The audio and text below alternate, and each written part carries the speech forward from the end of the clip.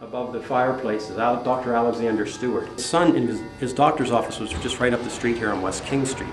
And his son, George Stewart, built his home in Shippensburg. And George Stewart's home is a beautiful brick building that's now the public library. And George had a son, Alexander, who also became a doctor, Dr. Alexander Stewart. In the 1920s, he came back to Shippensburg from medical school, and he rented this room for his office. And that's when they had the two doors in the front. People come in the door. One side of the room was a waiting room. The back part of the room is where he treated his patients.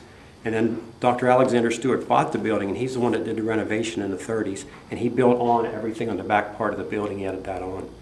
Now we rotate our displays in here. Right now we have a Colonel James Burd display. And this will be up for about one more week, and we'll be taking it down. We put up our Civil War display, which is going to feature Civil War letters, and that'll open April 6th. Over here in the corner, we have a timeline. Colonel James Burd, and a couple of features.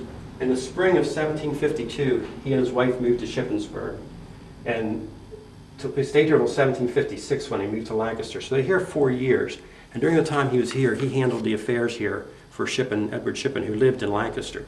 And we have quite a bit of memorabilia from James Burd in the different cases here.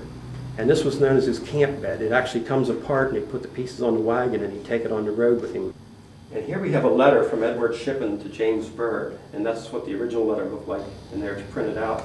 And he talks about different things in Shippensburg, building a mill. But when he signed off, he has, "I am with love to yourselves and your ducky children, your loving father, Edward Shippen."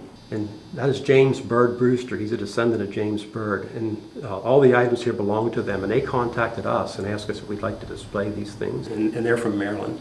So we really appreciate them doing that.